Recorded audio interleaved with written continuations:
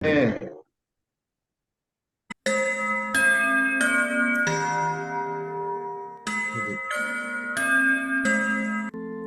GMS 선교사 열전. 아침의 나라 조선이여, 고무신 걸음 강물 건너 눈물의 100개국에서 2600여 명의 GMS 선교사는 세계 선교의 선두주자로 달려가고 있습니다.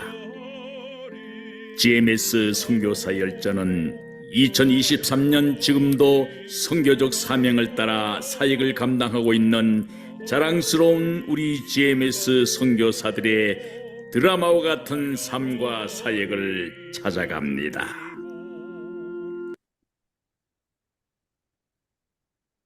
네, 반갑습니다. 오늘 사회를 맡은 장환일 선교사입니다. 오늘 한부대에서 동역하는 우리 천주당 선교사님을 소개하게 되어서 큰 영광으로 생각합니다. 천 선교사님은 어찌 보면 GMS 선교사회에서도 귀중한 역할을 하고 계시지만 필드에서도 바텀몽이라는 한부대 지역 안에서 연합사에게 아주 모델이 되고 어찌 보면 지금도 여러 가지 쓰임 받고 있는데 하나님께서 오늘까지 귀한 특별히 자녀의 축복을 많이 주셨어요. 그리고 또 MK끼리 결혼하는 또 모델도 되었고 오늘까지 필드를 굳건하게 잘 지키고 있습니다. 더 자세한 소개는 직접 우리 천성교사님 하시기로 하고 바로 마이크를 넘기도록 하겠습니다. 천성교사님 받아주세요. 네, 어, 일단 말씀 보도록 하겠습니다. 마태복음 28장 18절에서 20절 말씀. 예수께서 나와 말씀하여 이르시되 하늘과 땅의 모든 권세를 내게 주셨으니 그러므로 너희는 가서 모든 민족을 제자로 삼아 아버지와 아들과 성령의 이름으로 세례를 베풀고 내가 너희에게 분부한 모든 것을 가르쳐 지키게 하라. 볼지어다 내가 세상 끝날까지 너희와 항상 함께 있으리라 하시니라. 아멘. 어, 정말 하나님의 은혜로 오늘 2023년도 4월 3일까지 이렇게 살게 해주셔서 얼마나 감사한지요. 저는 직장 생활을 하다가 인생이 너무 허망해서 나이 30에 이 생산 관리를 하고 있었는데 정말 그 소망이 없는 거예요. 이거 아침부터 열심히 공장에 나가가지고 이렇게 각 조를 돌아보면서 작업량을 할당을 해주고 또 품질이 제대로 나오고 있는지 물론 거기서도 이제 열심히 그리스도인 빛과 소금으로 이렇게 살아내야 되는데 좀 그러지를 못했어요. 그냥 그 공장 생활에 이렇게 관리하면서 그 각 조를 이렇게 컨트롤 해다 보니까 뭐 이렇게 뭐 술자리도 참석을 해야 됐고 뭐 이런 상황 속에서 제 영혼이 나날이 궁핍해져서 정말 살기가 힘들다. 정말 이런 생각이 있었어요. 그때 이제 찰슨 M. 쉘턴이 지었던 예수님이라면 어떻게 하실까라는 책을 대학교 때 읽었던 책을 다시 한번 읽었습니다. 그러면서 정말 그 리치몬드 제 침례교회 성도들이 거린의 죽음을 앞두고 말씀대로 우리가 1년 동안 어떠한 거짓과도 우리가 타협하지 않고 정말 하나님의 말씀대로 이렇게 살자 하면서 결단하는 것을 보았죠. 그래서 저의 인생을 한번 주님 앞에 내려놓고 결단하기로 작정을 했습니다. 그래서 그때 이제 싱가포르에 저희 누님이 그 예수 전도단 DTS 그 YM 베이스에 있었는데 저희 누님은 그 1998년도에 CCC 파송으로 파키스탄의 카라치의 선한 사마리아 병원에서 저 선교 사역을 하다가 자연히 말씀 전하다가 추방당했습니다. 그래서 엄청난 어려움 속에 있다가 이제 싱가포르의 게스트하우스에 머무르면서 이제 싱가포르에서 DTS를 하고 예수전도단의 그 사역의 멤버가 되어지고 뭐 그런 상황이었는데 저는 이제 그런 누님의 그 소개로 인생을 한번 점검해보자. 그래서 30까지는 내 마음대로 살았고 30 이후로는 정말 예수님 살아야 되겠다 이런 생각을 했습니다. 그리고 그때 이제 여름 휴가 때 싱가포르에 건너갔다가 누이의 가정을 보면서 저는 싱글이니까 너무 외로운 거예요. 그 싱가포르 센토사의 그 섬에 빨간 그 태양이 바닷속으로 확 들어가는데 제가 이런 생각이 드는 거야. 너무 외롭다. 막. 아무나 결혼하고 싶다. 막. 치마만 둘러도 결혼하고 싶다. 막. 이 생각이 막 나는 거예요. 갑자기 와 그래가지고 그때 이제 선이 들어와서 첫 번째는 전혀 제 스타일이 아니어서 할 수 없었고 두 번째는 제가 사랑하는 우리 담임 목사님 사모님이 존경하고 사랑하는 사모님이 딱 소개를 시켜주시는 거예요. 그래서 이제 제 아내를 딱 만났는데 처음 계단을 딱 올라오는데 제 머릿속에 화살이 이렇게 딱 꼽히는 거예요. 딱 꼽히는 거예요. 아, 저 정도면은 평생 친구해도 되겠다. 그때 이제 여동생 하면 되겠다 이래야 될 건데 친구하는 바람에 지금 완전 친구 먹었잖아요. 나보다 4살이나 어린데 와 그래도 참 제가 늘 손 들고 사과하고 말이요. 아 정말 이렇게 좀 살고 있습니다. 그 이제 일주일 지났어요. 이제 조치원에서 제가 공장이 대림산업 조치원에 있었는데 또 이제 기차를 타고 국포에 내려와가지고 섬에 내려와가지고 영화를 보러 갔었어요. 그래서 이제 영화를 보고 이제 영화를 다 보고 나왔는데 갑자기 아내가 그러는 거예요. 사람이 좋으면 프로포즈를 해야 안 되냐고. 프로포즈를. 그게 만난 지 일주일 만에 서면 아스팔트에서 제가 무릎을 꿇고 프로포즈를 했어요. 저와 결혼을 해 주십시오. 아니 이게 너무 위협을 받아가지고 좋으면 프로포즈를 해야 안 되냐고 이러는데 제가 진짜 아무 생각이 없어요. 그래서 일주일 만에 아스팔트에 무릎 꿇고 제발 저와 결혼해 주십시오. 이렇게 한 거예요. 그래서 제가 이제 아내한테 물어봤어요. 어떻게 그런 생각을 했냐. 근데 기도 제목을 10가지를 했다는 거예요. 10가지를. 10가지. 이 10가지 중에 한 가지가 굉장히 중요한 거였어요. 제일 아내도 두 번째 선이고 저도 두 번째 선인데 아내 그 첫 번째 선 대상자가 연세대학교 나온 이 그런 계통이었는데 그분의 키가 너무 작은 거야. 키가. 그래서 하나님 앞에 그렇게 기도를 했대. 10가지 중에 그래도 남자가 173이나 174 정도 돼야 되지 않겠습니까? 이렇게 하나님 앞에 기도를 했는데 아니 처음 만났는데 갑자기 나한테 키를 물어보는 게 키를 당신 저기 키가 어떻게 됩니까? 그래가지고 제가 173.6입니다. 그렇게 이야기를 했어요. 별로 안 놀라시네요.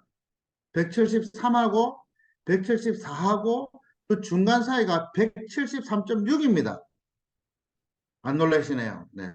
좌우지간 그래가지고 이 10가지 기도 제목이 막 거의 다 들어왔다는 거죠. 그래서 처음 만나면서 이제 저도 물어봤어요. 그 처음 만났을 때 저는 괜찮은데 좀 어떤지 그러니까 저기도 좋다는 거예요. 그런데 그 일주일 뒤에 그냥 그렇게 나한테 프로포즈 안 하냐고 할 줄은 내가 몰랐죠. 꿈에도 생각을 못 했는데 좌우지간 이제 아내와 함께 비행기를 탔습니다. 비행기를 타고 하나님 앞에 와서 제가 이런 기도를 드렸습니다. 하나님, 제 인생을 하나님 손에 올려놓습니다. 하나님 축이 되든지 밥이 되든지 하나님 마음대로 하십시오. 제가 그렇게 기도를 했습니다. 제가 나중에 책을 하나 짓게 되면 제목을 죽밥 인생 뭐 이렇게 제목을 달면 좋겠다 뭐 이런 생각도 한번 해봤는데요. 그래서 정말 싱가포르에 가서 디테일스를 봤는데 와 하나님이 살아계신 걸 거기서 제가 느낍니다. 하나님 진짜 살아계십니다. 제가 직장 생활에서 퇴직금 해가지고 결혼을 하고 이제 손 딱 털고 빈손으로 싱가포르 갔어요. 매일매일 주님을 의뢰하는 그 페이스 미션의 삶을 살아가는데 정말 하나님이 살아계십니다.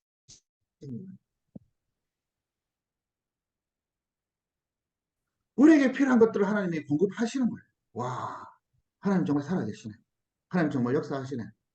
거부할 수 없는 그 제가 이제 또 몇 가지 그 싱가포르에서 일들이 있었는데 미국에 사실은 리버티 베프티스트 세미나리로 가려고 어떻게 연결이 돼가지고 소개를 받아서 교수님 통해서 이제 서류를 다 준비를 했어요.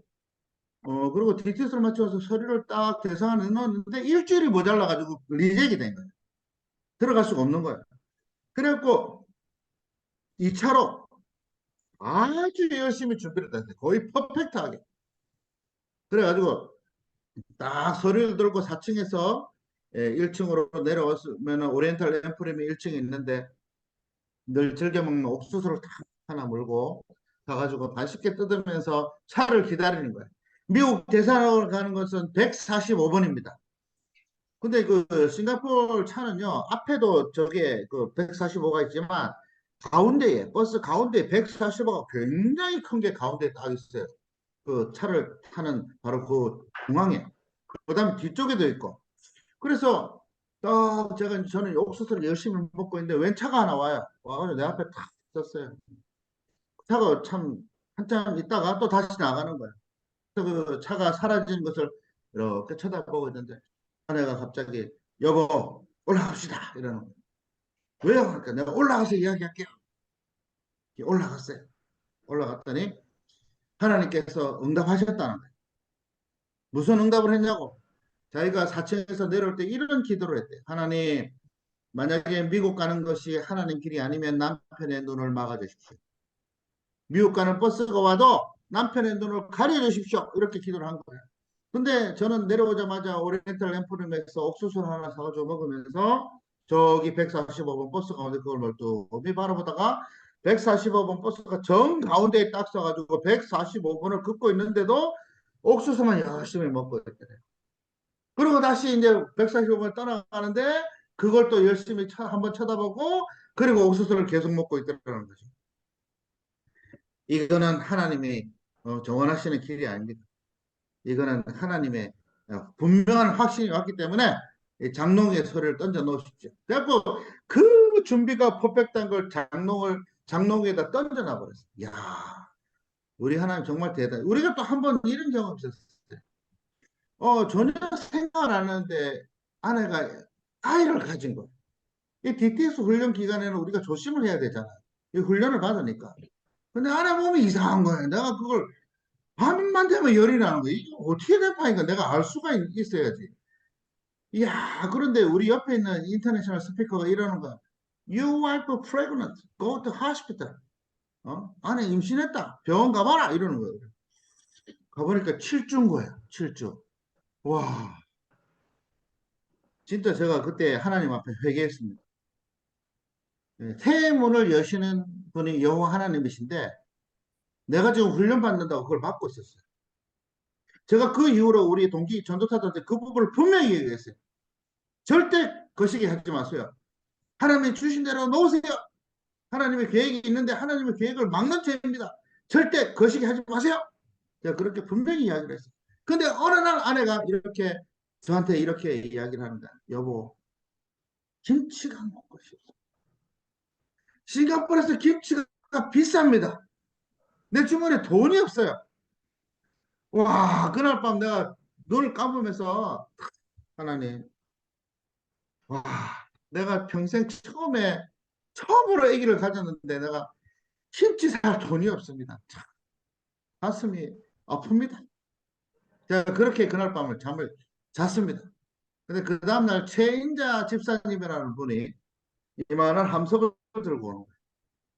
함석을 딱 열어보니까 반찬이 5가지가 들어가 있는 거예요. 김치 들어가 있고, 오이 소백이 들어가 있고, 깻잎 들어가 있고, 멸치볶음 들어가 있고, 마늘 장아찌 들어가 있고. 할렐루야!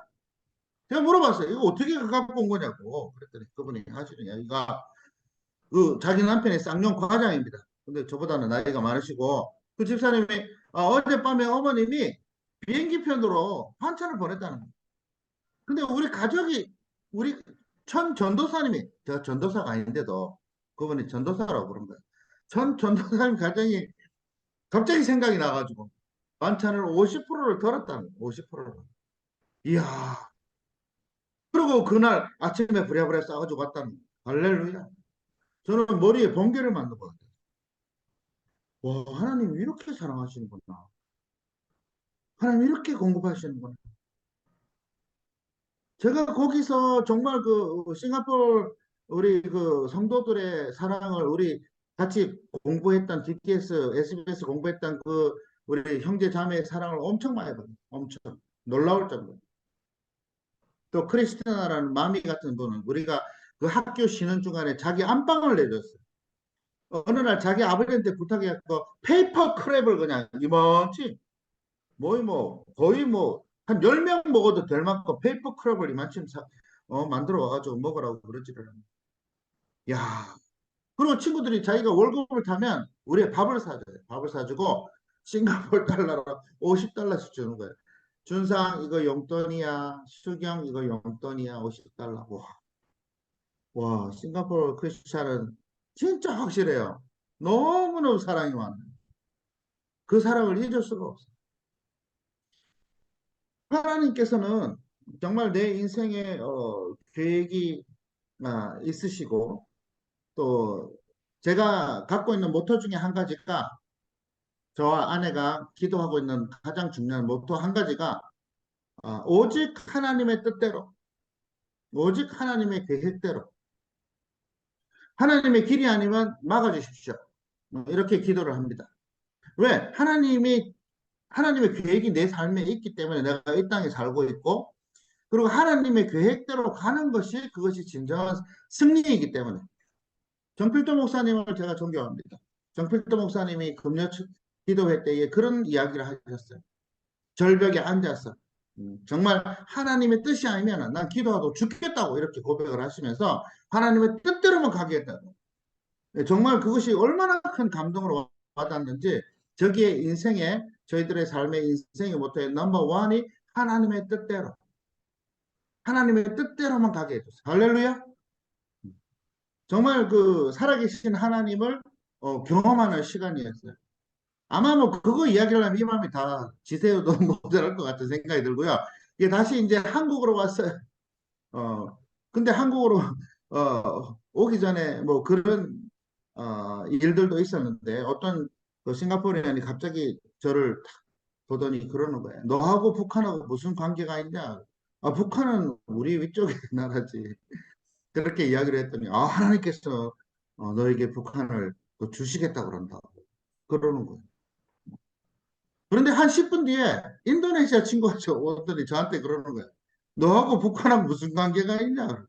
북한은 우리나라 위에 있지. 그러니까 하나님께서 너에게 그걸 주시겠다 그런다. 뭐 주시면 감사하지. 그래도 저희들은 하여튼 뭐 북한을 위해서도 기도하고 있고 언제든지 열리면 또 가야 되지 않겠나 이런 사명이 그때 1995년도에 주어졌습니다. 정말 그 주님의 은혜로 95년도 9월 27일 한국으로 돌아왔고 12월 3일 날 송신 신대원 시험을 치는데 합격을 했습니다. 예. 3개월 정도 기간이었거든요. 근데 제가 그런 기도를 들었어요.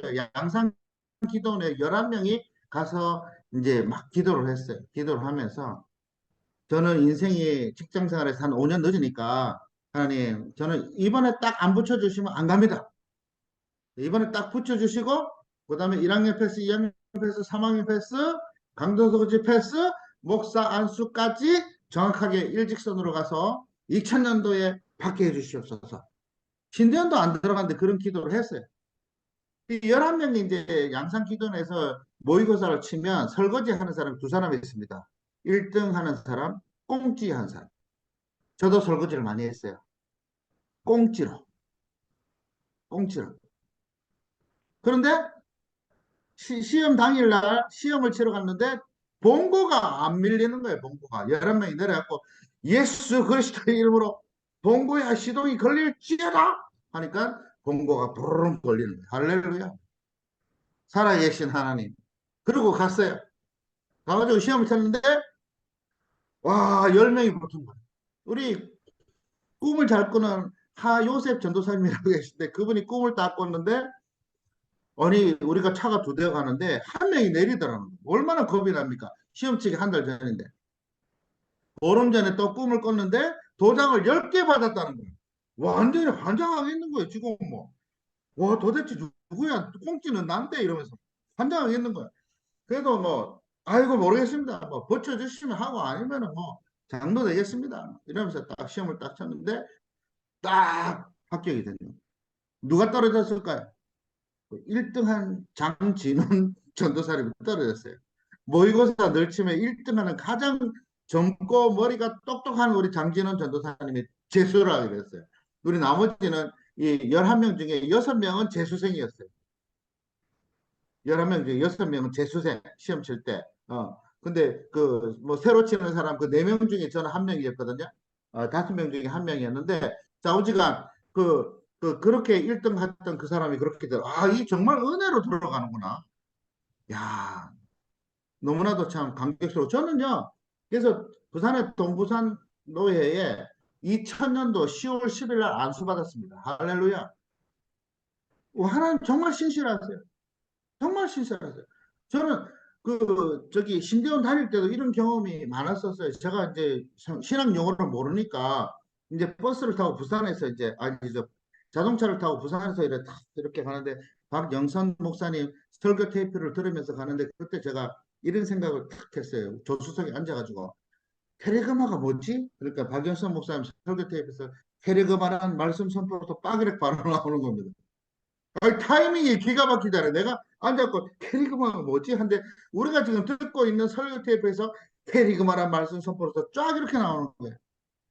야, 어느 날 길잘 목사님이 수요일 날 와가지고 탁 이렇게 설교를 하시는데 이 평색 와이셔츠가 너무 예쁜 거예요. 할렐루야. 너무 예쁜 거예요. 눈에 쏙 들어오는 거예요. 그 장군같이 걸어보시더니 설교를 다 그렇게 하시는 거예요. 그래가지고 그날 주일 이제 예배 드리는데 우리 큰차남이 불러요. 전서방 갈 때 우리 집에 들리게나 이러는 거예요. 그래가지고 이제 들렸어요. 그때 전서방 이거 나 안 입는 건데 이거 전서방 이거 입어 하면서 딱 주는데 그 완전 파란 색깔 그 와이셔츠를 딱 주시는 거예요. 할렐루야. 할렐루야. 우리 하나님 너무 사랑하죠. 너무 사랑하죠. 뭐 모두들 다 이제 그런 것들을 느끼면서 또 우리가 그런 맛으로 또 하나님의 정의 그 즐거움과 그 기쁨과 그 프라이드를 느끼면서 이렇게 살아가는 것 같습니다. 어느 날 갑자기 원로 목사님 갑자기 저한테 그러는 거예요. 천선교사는 선교사가 제격이야. 또 장로님 한 분이 그 중간에 또 저보고 또 천선교사님 선교사로 나갈 생각 없으세요? 우리 교회가 뭐 30년 전통의 파송을 하나 해야 되는데 뭐 이렇게 이야기하는 거예요. 저는 그게 파송받지를 못했어요. 열심히 일은 해드렸는데 절대 파송받지를 못했어요. 근데 그게 나중에 다 이렇게 제가 수고한 거는 다 돌아오더라고요. 다 돌아와요. 하나도 손해보는 거 없더라고요. 어. 교회가 굉장히 시끄러웠어요. 그 다음에 새로 목사님 와야 되는데 의도적으로 캔슬 당하고 이제 두 번째 목사님 와고 또 캔슬 당하고 저하고 부목사 둘이가 있었는데 한 분은 딴 데로 가셨어요.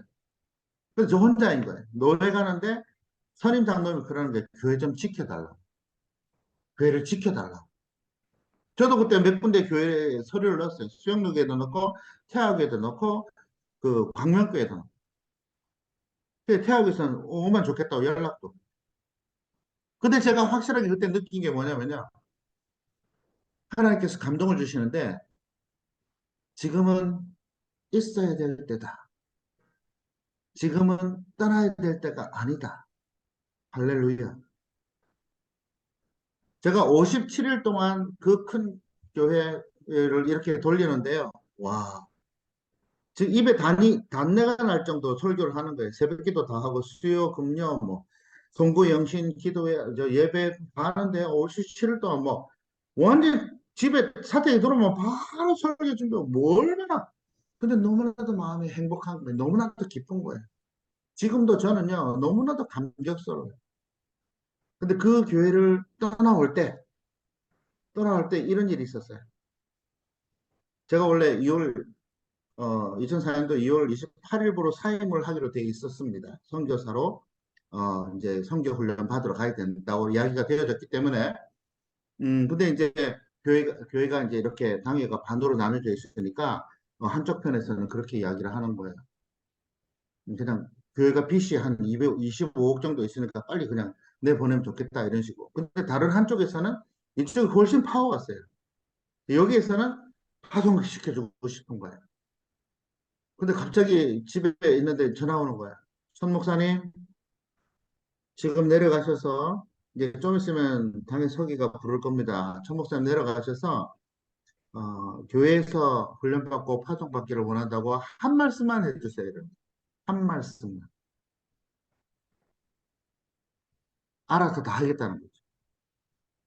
내려갔어요. 내려갔더니 당의 서기, 선임 장로님, 이번 장로님, 선교부자 이렇게 다 모여 계신 거예요.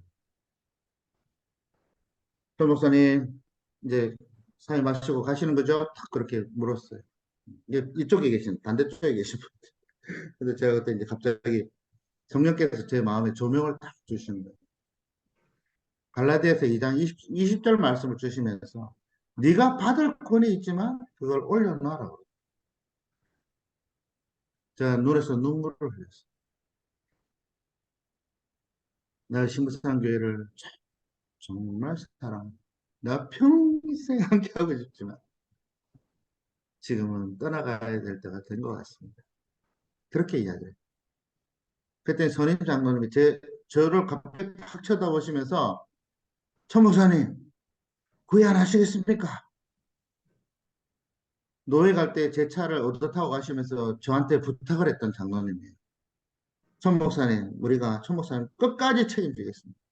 원로 목사님에게 약속하고 우리가 끝까지 책임졌습니다. 저는 약속해달라 소리도 안 했어요. 근데 그렇게 이야기를 하셨어요. 천 목사님 구애 안 하시겠습니까? 그렇게 말씀하셨어요. 그래서 네 하고 이렇게 마무리를 지었어요. 그리고 2주 뒤에 고별 설교를 했어요. 고별 설교를 하고 이제 저 뒤로 이제 다른 부목사님 두 분이 이제 오셔가지고 줄을 서 계셨고, 그리고 제가 이제 딱 설교를 하고 제일 뒤쪽에 서 있었는데, 성도님들이 줄을 쫙 서가지고 저한테 와서 일일이 약속을 다 하시는 거예요. 그리고 그날 제가 그 당회를 봤어요. 굉장히 화기애애해요. 2주 전에 권사님 두 분이 저한테 왔어요. 천 목사님, 교회에서 천 목사님 선교 나가는데 아무 적이 없네요. 우리 권사님 20명이 모였습니다. 한 달에 10,000원씩, 20만 원씩 매달 선교 헌금하겠습니다. 천 목사님 선교 편지 좀 보내주십시오. 한 달에 한 번씩. 그 다음에 가기 1주 전에 집사님 2명이 또 왔어요. 저희 집사들 20명이 모였습니다. 한 달에 10,000원씩 20만 원 보내드리고 있습니다. 선교 편지 보내주세요. 그리고 제가 뭐 그거 요구한 적이 없습니다. 근데 알아서 그렇게 해서 저한테 그렇게 해주셨어요.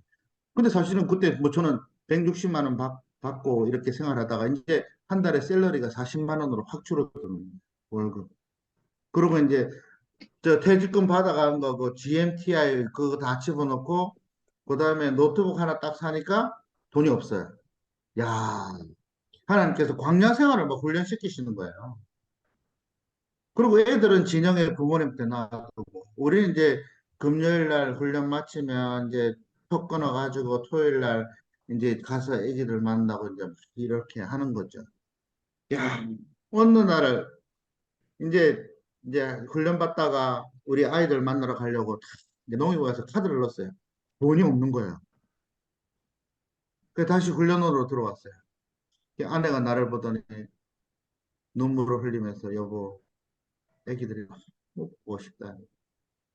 그래서 우리가 같이 참 안고서 울었죠. 그냥 막 카드 빚내가지고 이래 오면 되는데 그때는 그런 것도 잘 몰라가지고 순진해가지고 그냥 울었어요. 울고. 근데 또 제가 갑상선 암이 또 이제 된 거예요. 그 훈련 마치고 나서 갑상선 훈련 수술을 받았거든요. 그때도 하나님께서 그런 말씀을 하시는 거예요. 돈도 내 거고, 네 생명도 내 거고, 너를 치료하는 것도 내 거고, 말씀하시는 거예요. 그리고 제가 한 번은 그 이제 원자력 병원에 가고 수술을 그 입원을 하고 수술을 받아야 되는데 돈이 없는 거야. 와. 그리고 뭐라 그럴까? 아내가 이제 거기서 2인실 방 뭐 밖에 없다고 그러는데 우리는 6인실 가야 됩니다. 돈이 부족해서 이렇게 이야기를 나오는데 막 내 가슴이 무너지는 거야. 아, 그래도 나는 내 딴에 충성을 다했는데 어떻게 내가 지금 이 재정이 이렇게 수술할 돈도 없고 어? 뭐 방 정하는 것도 이렇게 힘든 상황인가. 가슴이 무너진대. 근데 이제 우리를 너무나도 사랑하는 우리 박씨 집사님이 연락이 왔어요.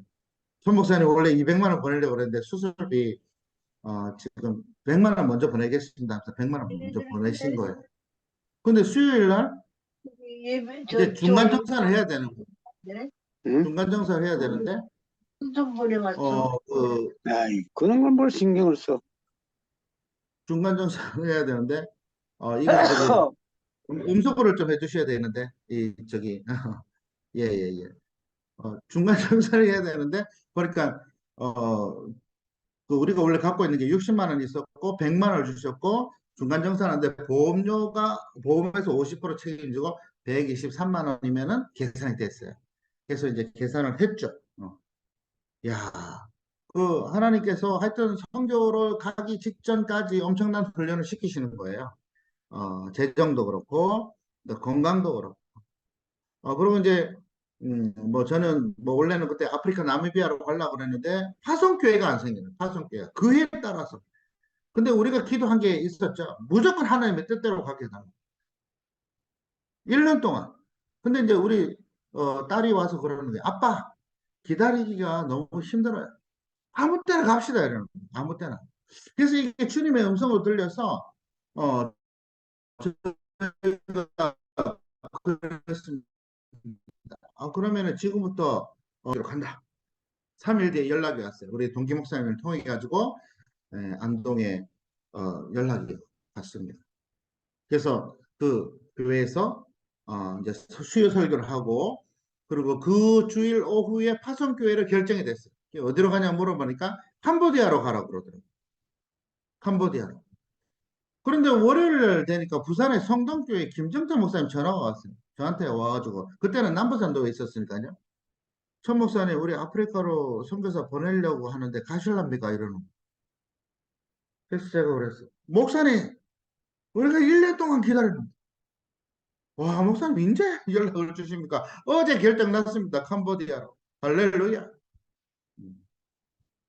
그래서 제가요 이 성교를 출발하면서 느껴지는 건 모든 인생에 하나님의 계획이 있다라는 거. 소름 끼치도록 너무나도 정확하게 느꼈어요. 선교의 주역은 우리가 아니고 하나님이시라는 거. 하나님이 디자인하고 하나님이 이끌어 가신다는 거. 하나님이 부르시고 거기에 순종해서 온 사람을 통해서 하나님께서 일을 행하시게 하는 거. 모세가 홍해를 지팡이를 가리키기만 했더니 홍해를 가르시는 분은 여호와 하나님이시듯이 우리가 하나님이 시키시는 대로 그 부르신 곳에 서 있는 것 자체가 우리에게는 하나님이 칭찬하실 만한 일인 거죠. 저는 하나님이 부르신 곳에 서 있어서 예배 드린다는 것이 이것이 얼마나 감격스러운지 몰라요. 이 땅에 많은 곳이 있고 좋은 곳이 있지만 내가 있어야 할 것은 하나님이 부르신 그곳, 그곳에서 예배 드릴 때의 그 감동과 그 감격이 이루 말할 수가 없어요. 저 캄보디아 하여튼 2005년도 5월 10일 날 왔습니다. 아내가 뭐 이제 19년 차네요. 뭐 그렇게 아침에 좀 전에 이야기를 하던데요. 정말 하나님의 은혜로 그리고 우리가 재정이 정말 부족했습니다. 원래 그때 파송할 때는 재정이 뭐 5인 가족 생활비만 해도 2,500불인데 천만의 말씀. 저희는 파송교회가 80만 원 줬습니다. 그때는 또 협력교회도 몇 개 없었습니다. 진짜 우리 동기 목사가 김성태 목사님이 수험료가 없어가지고 700달러 빌려줘갖고 IFL 그것도 그 넣고 또 갚으려고 그러니까 저한테 다시 헌금하는 거예요. 우리 동기지만은 저보다 5개월 빠른 선교사님은 부지런히 파송교회 모아가지고 그분은 그 부분에는 문제가 없더라고요. 그런데 저희들이 느껴지는 것은 모든 선교사님들에게 각자의 문제가 다 있어요. 그런데 그게 재정으로 오냐, 자녀로 오냐, 뭐 이런 그 크기와 환경과 형편에 따라서 다 다른 것을 저희들이 경험했어요. 그래도 우리가 겪는 것은 이건 정말 적은 거다. 적은 거다. 우리는 이렇게 사역비가 후원금이 적었기 때문에 우리의 사역비는 지금까지도 이 사역비 우선으로 다 들어가요. 우리의 생활은 전적으로 하나님의 은혜로, 전적으로 하나님의 은혜로. 저희가 재정학교 세미나를 이렇게 푸놈펜에서 하는데요. 자기 재정을 이렇게 정리하면서 결산하는 그런 부분들이 있어요. 그래서 항상 수입보다는 지출이 적게 이렇게 해야 돼요. 그게 이제 원칙인데요. 그리고 이제 그 수입하는 것 중에서도 사역비하고 생활비하고 이렇게 분리를 해야 돼요. 근데 저는 이렇게 조사를 해보니까요. 우리, 우리가 받고 있는 그 후원금을 전부 몽땅그리 합쳐도 내가 의무적으로 감당해야 되는 그곳에 들어가는 돈이 106%, 6%가 부족해요. 우리 생활비는 없어요. 정상적으로 하려면 의무적으로 들어가는 게 50% 미만, 내 생활비가 50%이어야 해요. 근데 제가 최근에 이걸 보면서, 최근에 작성해서 보면서 우리는 우리 생활비 자체가 없어요. 그냥 오는 것 자체가 우리 사역하는데 버겁기 때문에 그 사역비 들어가는 게 106%, 6%가 부족한 거예요. 6%. 근데 우리가 지금까지 하나님의 은혜로 살았어요. 할렐루야. 정말 그 우리에게 지정된 까마귀들이 얼마나 매일매일 그 고기를 물어 나르는데 마르는지 힘들었는지 제가 지금 19년 차인데 정말 19년 동안 열심히 물어 나른 거예요. 지지난 뭐야 저거 한 달 전에도 우리 막내가 갑자기 그 4학년 지금 총신대 기독교 4학년 2학기인데요. 그 마지막 학기 그 국가장학금 대상에서 제외되는 거예요. 한부대에 있을 때 방통대 한 학기를 했거든요. 그러니까 갑자기 170만 원이 필요한 거예요. 근데 그럴 때 상황 되면 갑자기 내줘야 되는데 없어지면 마음이 좀 캄캄해지지 않습니까? 제가 어릴 때, 우리 성진이가 어릴 때 송정해수욕장에서 여름에 100만 명 피서 왔을 때 잃어버린 적이 있어요. 성진이를 잃어버리면서 제 마음이 새카매졌어요. 자녀를 잃어버린 사람의 심정을 느꼈어요. 그때 하나님 앞에 이렇게 기도했어요. 하나님, 제가 마음이 새카합니다.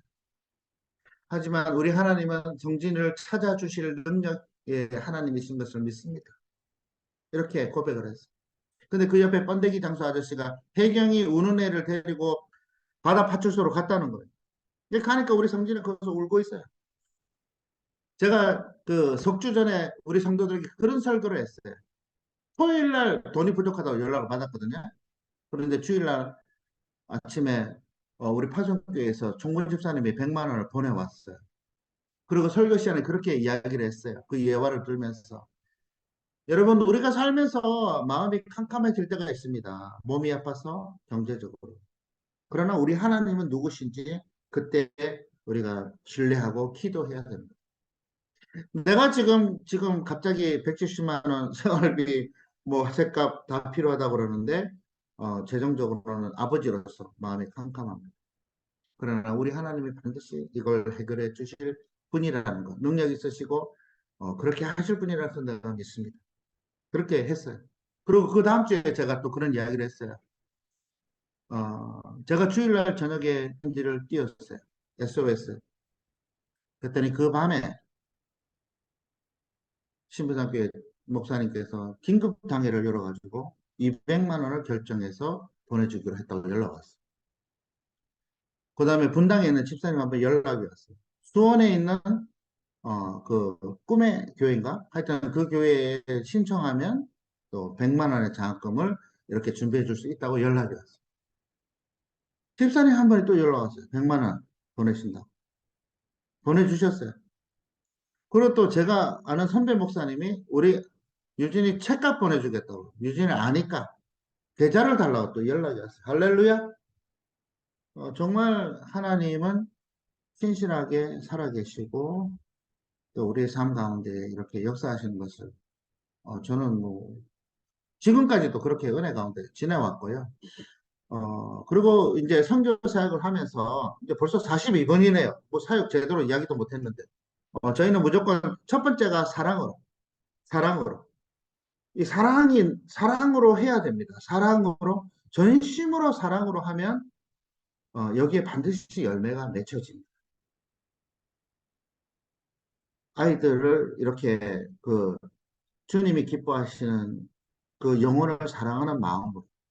어떻게 하면은 이 아이들을 내가 활용해가지고 부흥을 이루고, 뭐, 어떻게 다른 사람들한테 이렇게 좀 삐까뻔쩍하게 이렇게 할까? 이렇게 하면은 이거 큰일 나는 거예요. 주님은 한 영혼을 사랑하는 것을 귀하게 생각하기 때문에. 우리 아이들 지금도 50명이 넘습니다. 근데 우리 쫑뽀 꿈티어는 그 한 끼 반찬 값을 10달러로 60명 가까이를 해내요. 야채를 많이 사가지고 고기 조금 내가지고 굉장히 충성된 우리 사역자들이 많아요. 우리가 푸놈펜 내려가면 100달러를 봉투에다 넣어가지고 자기 월급이 100달러인데 얼굴이 빨개지면서 목사님 푸놈펜 내려갈 때 용돈 쓰세요 하고 줘요. 우리 완나라는 이렇게 우리 센터를 지나간 또 예수 안에서 우리 자녀된 완나는 포파스터 헌금을 125달러를 세 번 했어요. 캄보디아에서 125달러가 작은 돈이 아니거든요. 그리고 15년 동안 우리가 키웠던 세일라란에는 결혼해가지고 뽀이페 지역에 가서 일을 하는데 그 아이가 그 2주 전에 토요일 날 커피 내려와서 우리 만나서 봉투 하나 주고 다시 뽀이페에서 올라갔는데 그 안에 100달러짜리 두 개가 들었었어요.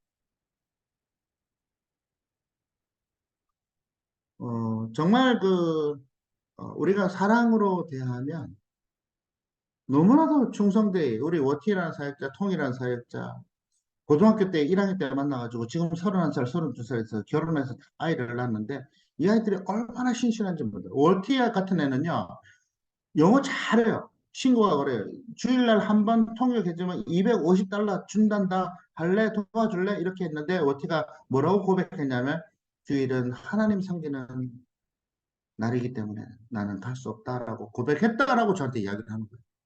그리고 그 친구는 어느 날 갑자기 성령의 그 은혜를 경험하더니 대학교 다닐 때 책상 위에 올라가가지고 예수를 믿으세요. 예수 믿어야지 천국 갑니다. 이렇게 강단에서 그 수줍었던 아이가 완전히 바뀌어가지고 그렇게 하는 거 있죠. 지금도 월급이 저게 많지는 않습니다. 200불밖에 안 돼요. 200불은 캄보디아 물질 지금 올라가는 거 대학 졸업하면 300불, 350불, 250불 이러는데요. 그런데도 우리 센터에서 거하면서 얼마나 기뻐하는지 모릅니다. 저는 우리 사역자들에게 너무나도 큰 위로를 많이 받습니다. 또 다윗이라는 그런 애가 한 명 있었어요. 형이 손잡고 데려와서 우리 쪽에서 저거를 해달라고. 예수 좀 믿게 해달라고.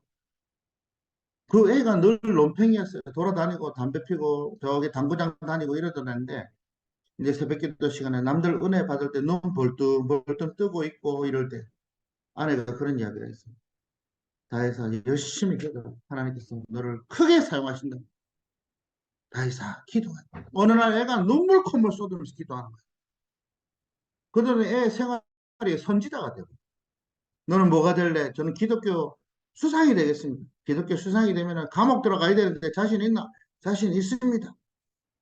프놈펜에서 제일 좋은 법대 들어갔습니다.